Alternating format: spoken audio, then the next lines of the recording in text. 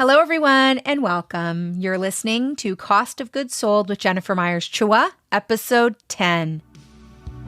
In today's episode, we chat with Sheena Russel from Made with Local. We explore how she's created clean and simple snack food bars with social impact baked in. We learn how her childhood on a family farm in rural PEI influenced how Sheena sources ingredients, how she's partnered with social enterprise bakeries to have her bars handmade by those facing barriers to employment, and why she shifted her mindset to partner with big box retail in order to create even more meaningful impact within her community.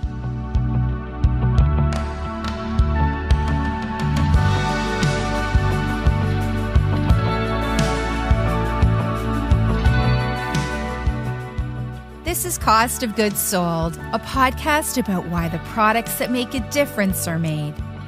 I'm your host, Jennifer Myers-Chua, and I believe you can use your business or purchasing choices to cause a change you'd like to see in the world. Join me for conversations with intentional entrepreneurs, thoughtful designers, and responsible creators and curators building for-profit companies that create positive social and environmental change.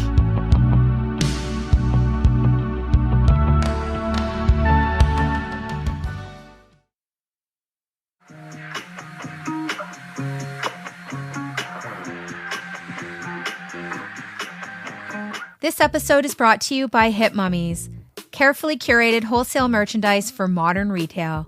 If you want to stock your shelves with brands that are socially responsible and sustainable, or if you want to be a part of the collection that is delighting Canadian retail, visit hipmummies.ca.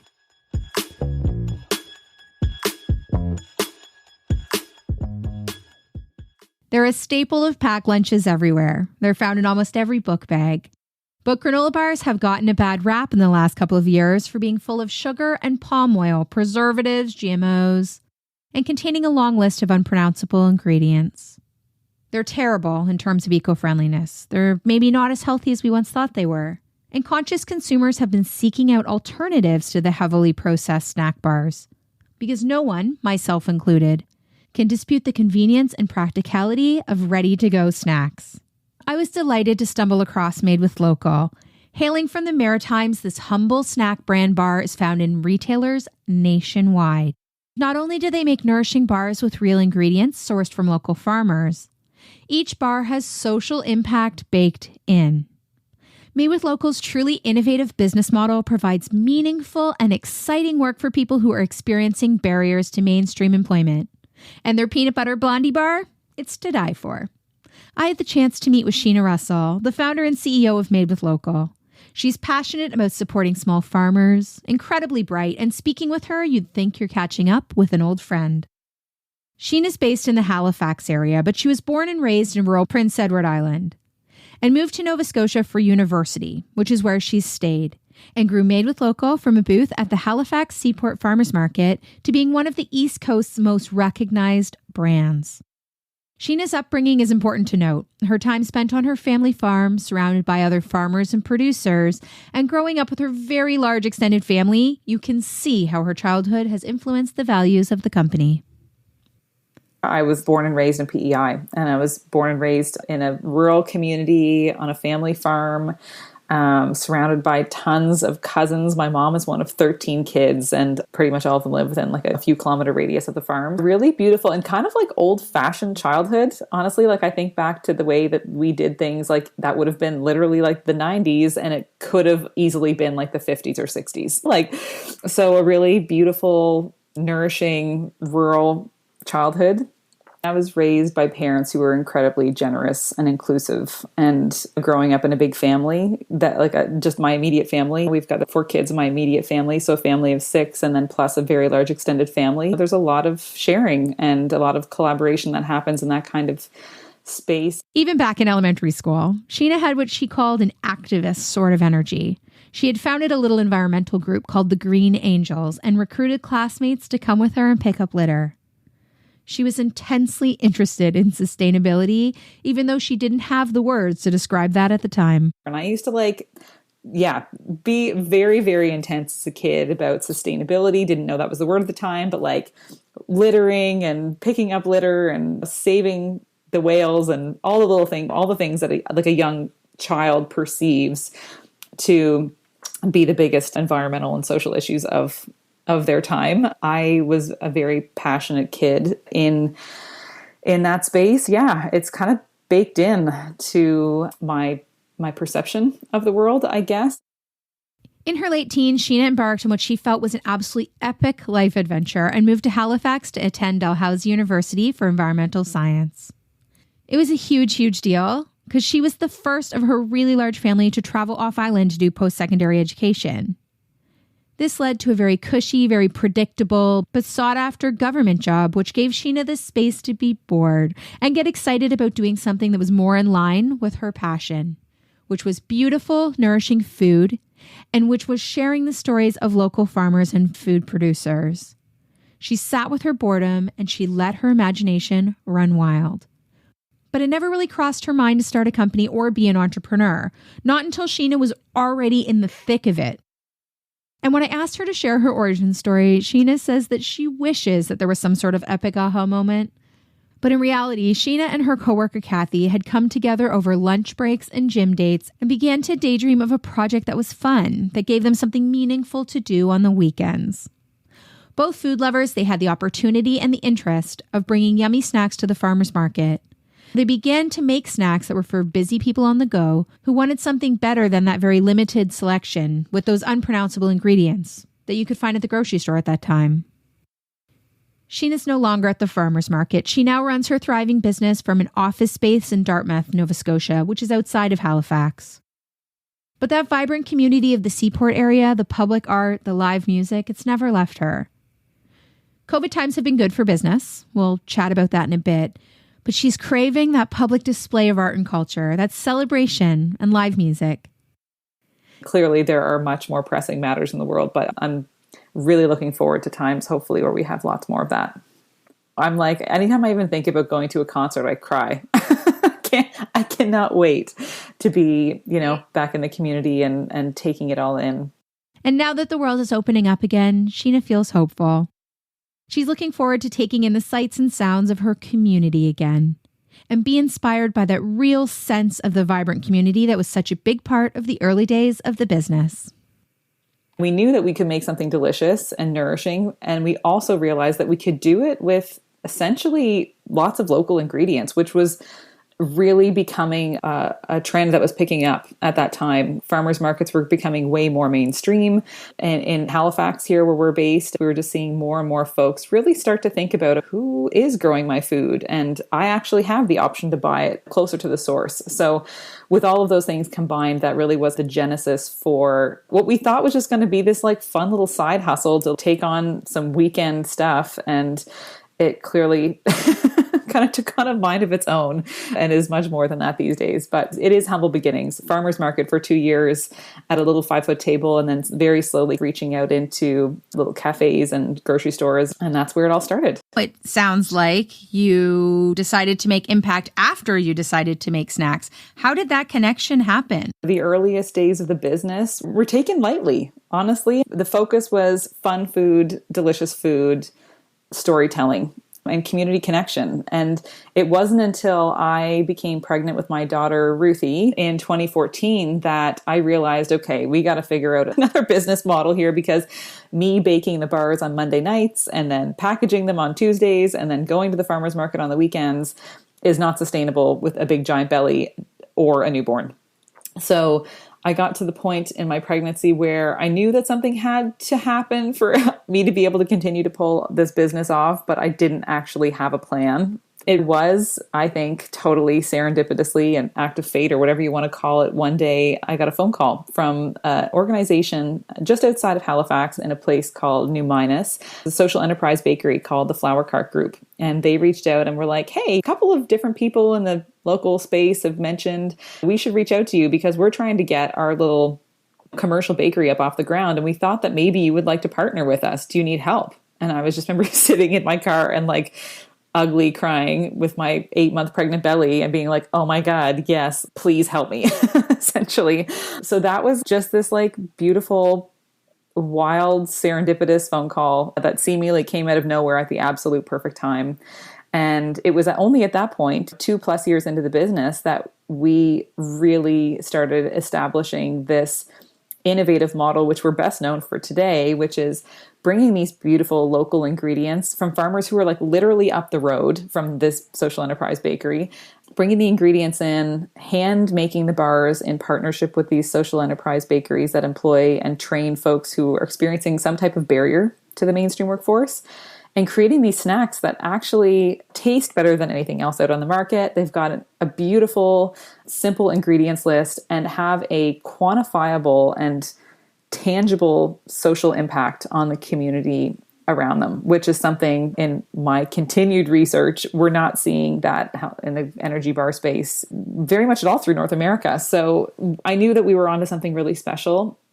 The impact piece really has been evolving, and it continues to evolve in the business. We're never just saying, okay, this is good enough. Oh, we're doing enough good work. We can stop now. Like that's really not our MO.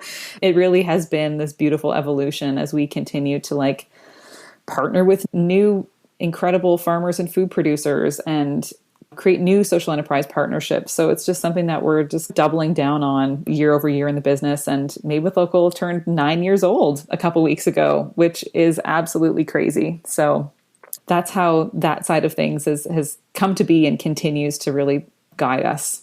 You have a unique experience in that you grew up surrounded by farmland and farmers and knew people that were creating ingredients. But I'm wondering, why do you think it's so important? For me, feeling like I have a personal connection to the people who grew my food is an incredible thing. It just gives me goosebumps even thinking about it. Like even right now, it brings tears to my eyes when I think about how beautiful it is that the incredible amount of work that farmers put into bringing their products into the world. Like farming is absolute insanity. And if you don't know a farmer, I'm sure any farmers that are listening to this are like, yep, we got to screw loose, because it's an incredibly difficult way of spending your life and your career. So there's just the heart and soul that farmers put into creating these beautiful foods. And then to be able to take it directly from this person who so intimately brought it into the world in partnership with the earth and their family, and to be able to consume that and literally like make that food part of my body, taking it into my body and like incorporating that into like the literal cells that make up who I am. I don't know. It's like really, it's very intimate. Something that we say in Made with Local is that we like to think about love as an essential nutrient in your food. It's a bit of a paradigm shift on, oh, love is like the ingredient. It's like, of course you add love to your food when you're making it. But what if we also thought about love as like a literal nutrient to fuel us? Like you think about getting enough like fat or protein or fiber in your diet. Like what about if you thought about having love as a nutrient, as a macro in your diet, right? So I think about that, and I think about the high love content of food that comes directly from farmers and food producers in that way. So that's why local food matters so much to me. That's the perspective that I have on local food, and also the strength of community that is built when folks prioritize supporting local agriculture and local food systems is incredible, right? It's a beautiful thing, and the socioeconomic impact of that and everything. Like there's just an incredible spin-off from making a choice, which is often like pretty simple, of choosing something that's locally produced over maybe a slightly more convenient version that's made God knows where. Those are some of the reasons why I feel like supporting local is so important. And I think now more than ever, again, especially in like a post-COVID world, feeling that renewed sense of connection to community is something that I feel like we're all really hungry for. This was all serendipitous. This manufacturer reached out to you, which is an amazing story because usually it's the opposite. You're really hunting, you're searching, etc. But you wouldn't have partnered with them unless you really believed in this concept, right?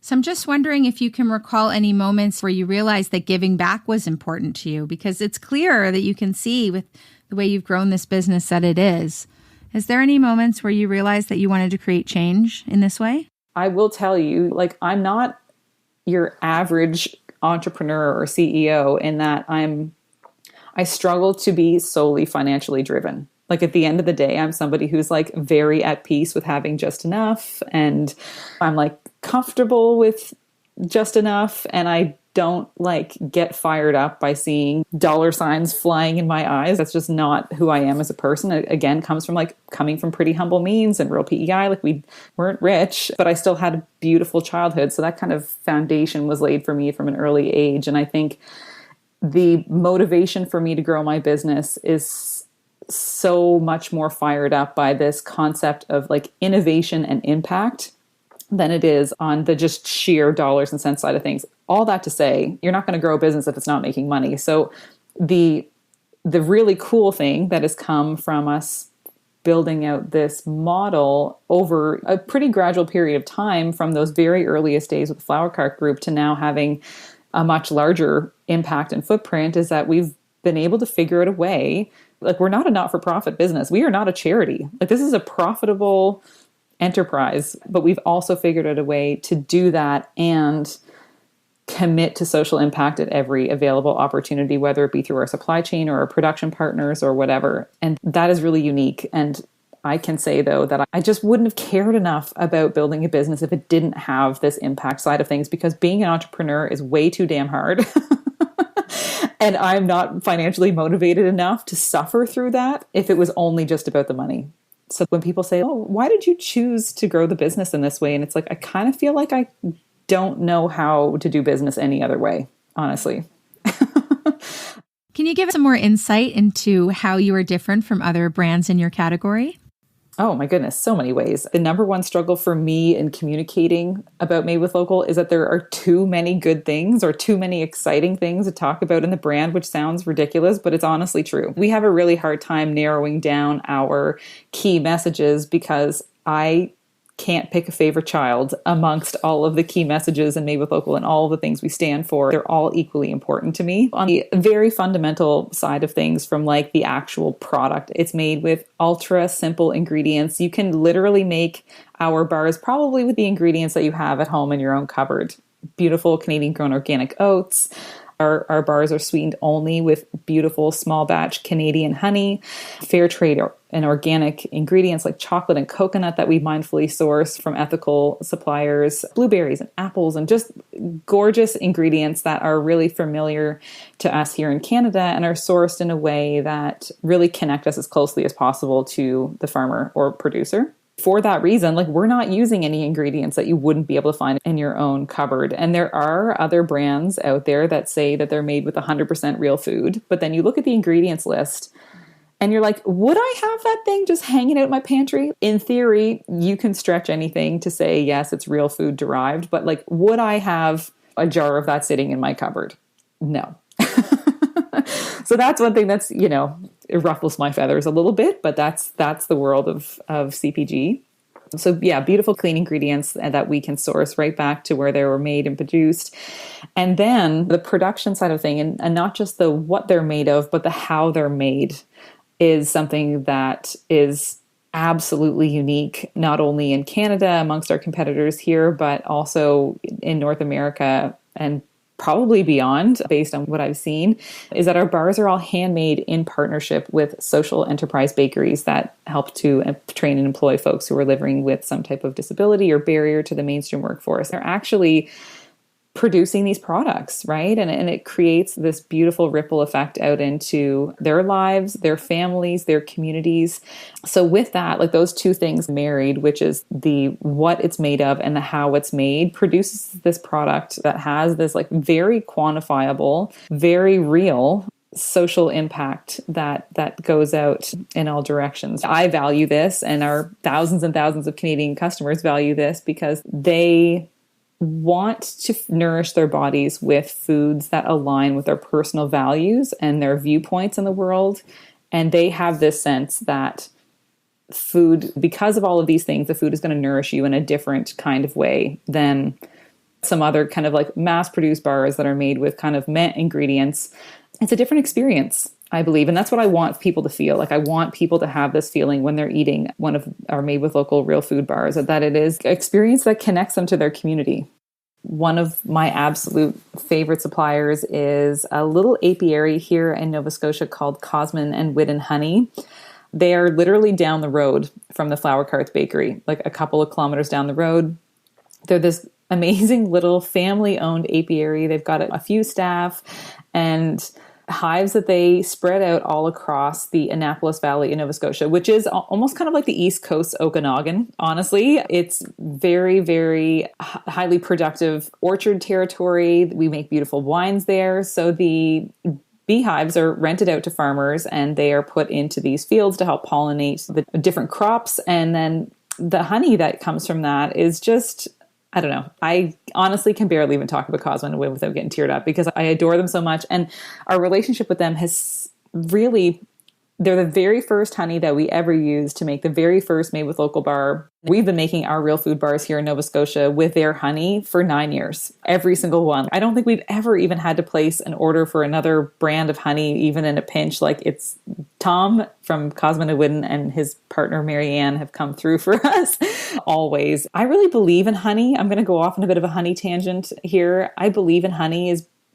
being such a beautiful and underappreciated ingredient and sweetener. Like it's just something that is, there's something magical about honey in my eyes. And a lot of people don't know this, but honey literally never goes bad. Like there have been records of archaeologists like finding liquid honey in ancient Egyptian tombs. And for us, the alternatives in the bar space, what you see competitors using for a sweetener, which you do need in a bar. This is just like basic like bar chemistry and physics. You need something sticky to hold it together. So what you often will see is like a brown rice syrup or glucose, something that's super processed. And we don't have a sight line on how those ingredients are produced, right? And yes, for a brown rice syrup or glucose syrup, they're technically vegan, which I know that there are vegans in the world who have issues with honey, and this is a hill I'll die on. Where are we getting agave? What's the ethics behind the supply chain on agave syrup? Do you know who's involved in the farming and harvesting of agave? Are they treated properly? Are they paid well? What about brown rice syrup? How's that being made? Where is it being made? Who's making it?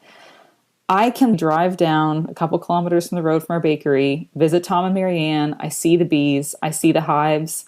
I watch them harvest the honey in their little barn out back and bottle it. And I take it to our bakery and I put it in our bars and send it out to Loblaws and Sobeys and all these other grocery stores. Local honey, ethically produced honey in a small kind of artisanal kind of way is a hill I'll die on.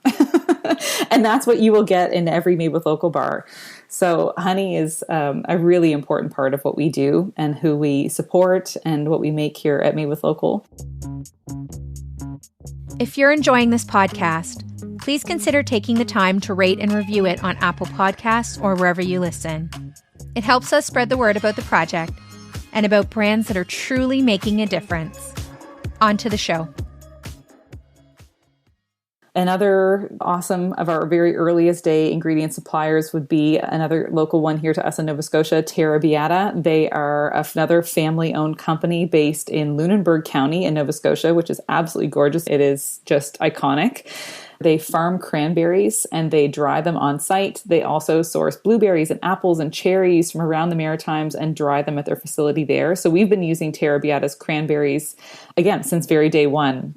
Dave and Evelyn Ernst are the owners and the founders and owners of Terra Beata. And there was one day years ago, I was trying to figure out if there was an opportunity for them to start doing some co-packing for us for a dried mix, because they have equipment where they can put dry stuff in a hopper and it filters down and weighs into a pouch, which is great. So we were trying to figure out from them if we could have them start making this product for us. So I've got like my daughter Ruthie in the little baby bucket seat, just like on the floor in their like production facility, and it was nothing for me to like drive down there with my baby and like bring her along. And in the earliest days, Evelyn was somebody who would answer a call for me on anything like business and grocery related, because you can find nationally their beautiful cranberry juices and dried fruit at Sobeys and Loblaws, I believe. And so I would talk to her and be like, how do I get a UPC code? Like, how does this work with this big grocery store? All of these things that have nothing to do with cranberries. But she would always be like, call me, we'll hop on a call. And she would talk me through it. And now they continue to be an even bigger business than Made with Local, but we've caught up a little bit since those early days.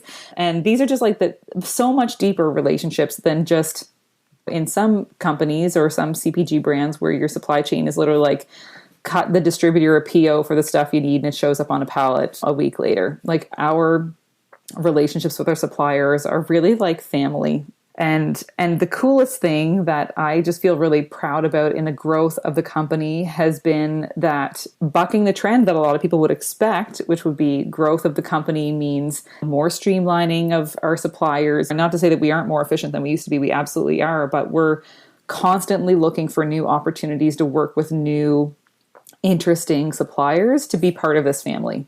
We're not trying to, consolidate into one distributor and get everything on one purchase order. That's not at all what we're doing, much to the chagrin of our operations team. They're like, oh my God, please.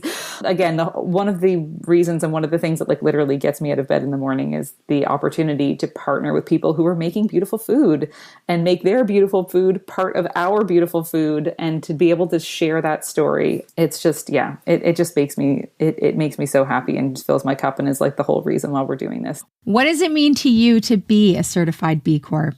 I think we are the first certified bar company. We are absolutely amongst the leaders in the B Corp movement here in food products in Canada, especially in the world of food. There are so many different certifications you can get, right? There's organic, there's gluten-free, and those are important for certain folks. Absolutely. There's non-GMO, there's all different kinds of ones. You name it, there's a food certification for it. For me, the one that aligns most deeply with the values of Made with Local, and for me personally, is the B Corp certification, because it's about so much more than just being organic or being certified this, that, or the other thing. From a nutrition perspective, it's a holistic certification on the entire business, not just about one ingredient or not just about an allergen. It's every single part of the company is combed through with a fine-tooth comb, I will say, through that process, scored rigorously against the most ethical and sustainable companies in the world. Especially 2 years ago when we first got certified, we're quite a small brand for all intents and purposes, but I wanted for us to go through this process so that we could continue to prove our deep commitment to doing things a different way, and to using our business as a force for good in the world, because that's what being a B Corp is all about, is thinking okay, we've built this business and I'm going to literally get in the driver's seat and use it as a vehicle for positive change.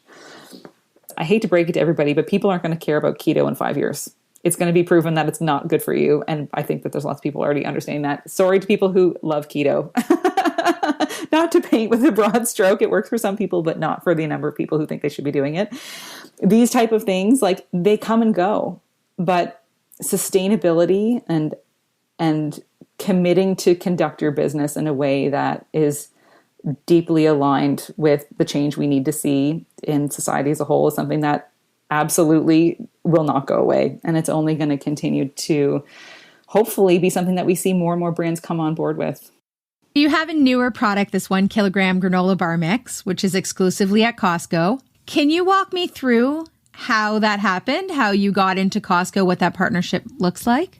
I will say something I am known for in the company is digging my heels in on mass grocery, because I used to believe that it felt like it was kind of a sellout kind of thing. We're this indie brand, commitment to all things grassroots and local. And what does that say about us if we're out in the biggest grocery stores or corporations in the country, right? But what we come back to as a team, and what I continually remind myself of, is that when you build a business that is engineered to create social impact, like Made with Local is, our growth means you're growing your impact. So it's not about me anymore, right? My ego needs to step aside, or my fear needs to step aside and say, the opportunities that are held for this company in the future with growth are not mine to stifle because I just am turning my nose up at a certain mass whatever opportunity.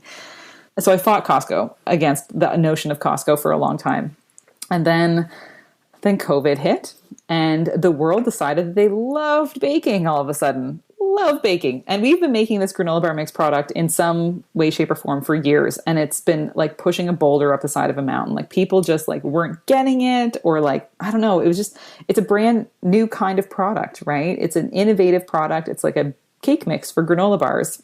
We have cake mixes. We have muffin mixes. Everybody knows these things and has them in their cupboard, but people haven't historically been buying a granola bar mix, even though, like, why not? So it's this really cool product that we had a lot of trouble getting off the ground for a long time, but we saw this opportunity with the world starting to spend more time at home and spend more time baking and getting back to meal prepping and just being at home more often.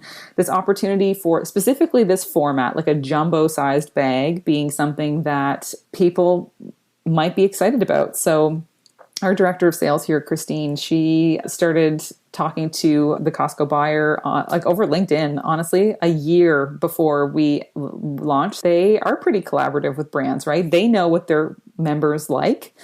We know what we had to offer them in terms of the different types of flavors and the organic certification and all of these things that we said that we could bring to the table. And we effectively co-created this unique product for them, which is our 1 kg version of the granola bar mix in a chocolate chip flavor, which is so yummy. And from the earliest conversations that Christine was having with Costco until the day that we sent out that very first chunk of pallets to them, it was almost exactly a year, like maybe a little closer to 13 months, actually. It was a very long process, but it's been wild. And I keep using ripple effect as I keep saying that, but it's just like a theme that happens in the business always, is that we're seeing this ripple effect out from Costco, that all of a sudden now Loblaws and Sobeys and the other stores that have been carrying our smaller bags, the 300 gram bags, for like a year plus at this point, can't keep it stocked. So it went into Costco, and it's kind of like a granola bar mix bomb went off.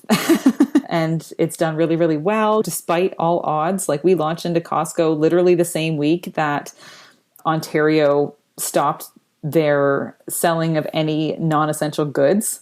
So food counts as an essential good, of course, but Costco's, as like from a warehouse perspective, it was like they were in complete disarray and had to change everything about how they were doing business at that same time. So we actually launched into Costco like that same week. Against all odds, it's been an incredible opportunity for our business. And the impact of this program with them has been incredible, right? We just on their very first order had to purchase 20,000 kilograms of Canadian grown and produced ingredients. And every single one of those 30,000+ bags on that first order that we packed for Costco were hand packed at a social enterprise in the GTA in Toronto. Again, it's being able to tell those stories and to come back to that root of impact and connection, for me, is the one that is like, all right, like, what else can we do with Costco? Like, it might seem like it runs counter course to who we are and what we stand for, but our mission is to bring these beautiful, impact-focused, nourishing, delicious foods to as many people as we possibly can. And there are different vehicles to do that, and Costco for sure is one of them.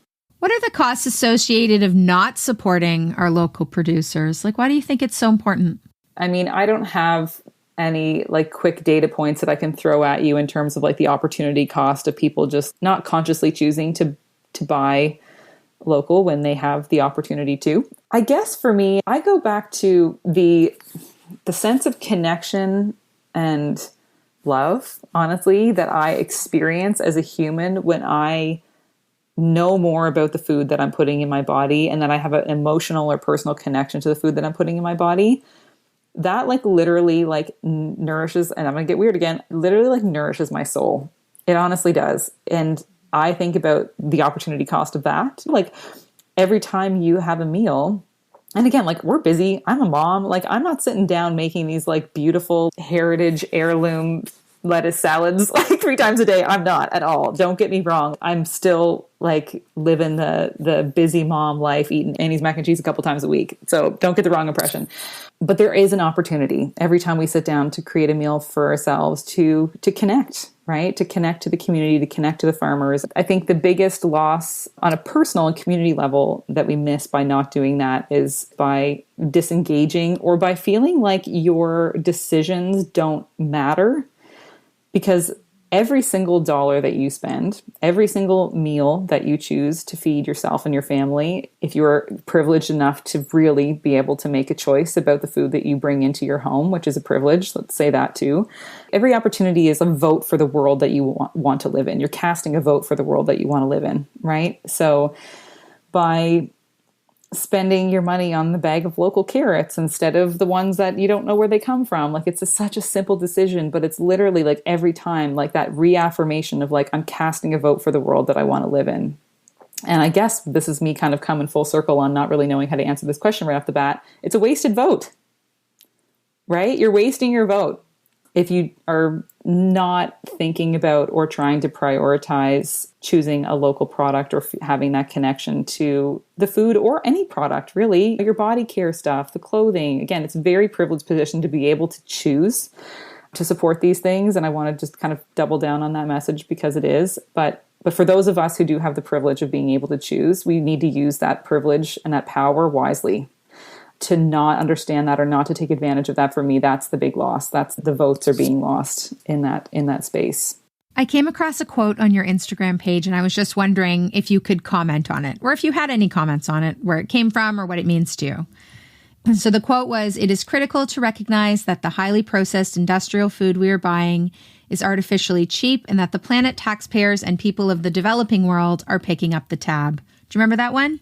Yeah, absolutely. That does sum it up as, especially Western consumers, nothing is as cheap as it is. Like, you go to Walmart and something's like, oh my God, what a great deal. What a smoking deal. That's amazing.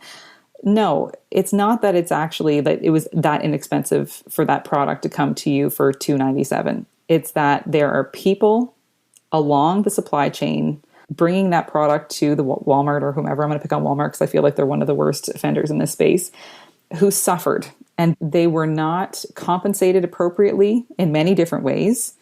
And that cheapness on shelf is only because people down chain were denied access to human rights level stuff.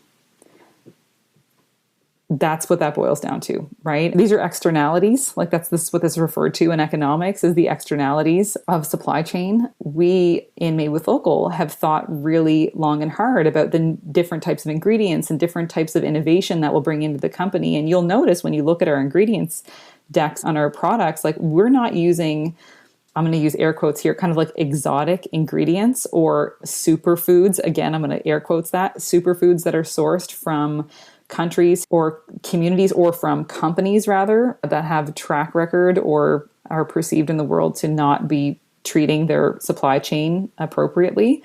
We stay away from it because we vote with our dollars, right? And Made with Local. And we want to make sure that our dollars are being only put towards products and services that align with our personal values and that don't continue to exacerbate the inequalities that we see rampant, especially I'm speaking specifically through food supply, global food supply chain. So our coconut that we use is certified organic, certified fair trade.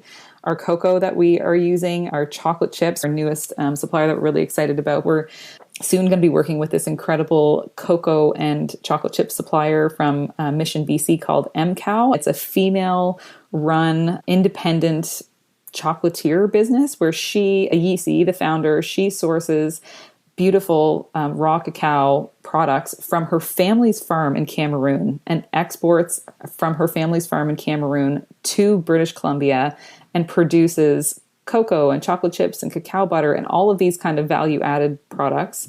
We will be getting, like in our next order of cocoa and chocolate chips, we'll be getting directly from Ayisi and directly from her family farm in Cameroon. So really cutting out as many middlemen as possible and going direct to the source and paying a fair price. Like, I hate to break it to everybody because food is already as expensive as it is, but it's not expensive enough. And there's certain people who are getting really rich at the top of the very, very, very, very top of the corporate food system. And there are literally millions and millions of people across the world who are not being compensated remotely appropriately for the work that they're doing in keeping our global food supply chain rolling. It's funny because it's also like maybe bad business practice in the world of like regular corporate business. But I am thrilled to be referring other brands, other companies to work with my suppliers and to partner with social enterprise. Because I'm like, if our mission is to be growing this sector or to be growing the footprint of businesses who are doing good in the world, then like it is not our job to put up the walls and say nobody else can work with these suppliers. They're our suppliers. We want to make sure that they will always have enough product to service us for sure. But like I want them to succeed too. That's the whole point, right? Is shared prosperity. Do you have a moment that stands out in your mind where you realized that this business was going to be profitable and it was going to go forward?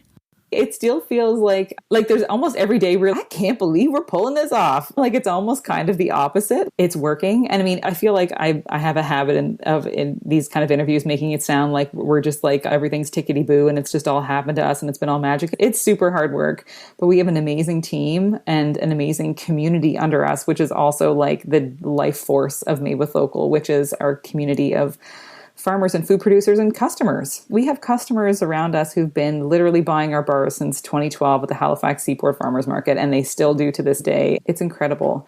So I feel like maybe it's them who convince us, who are like, yes, I'm obsessed with these. All my friends are obsessed with these. This is amazing.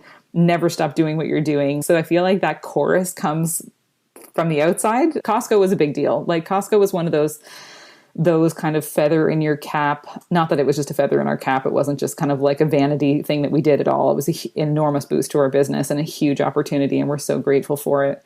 But it was one of those things like, oh, wow, okay, we're not at the farmer's market anymore, baby. It was a huge, huge leap. And one that we saw it be like a net positive, not only within the context of Costco, but also for the whole rest of the business. It really started putting us more on the map.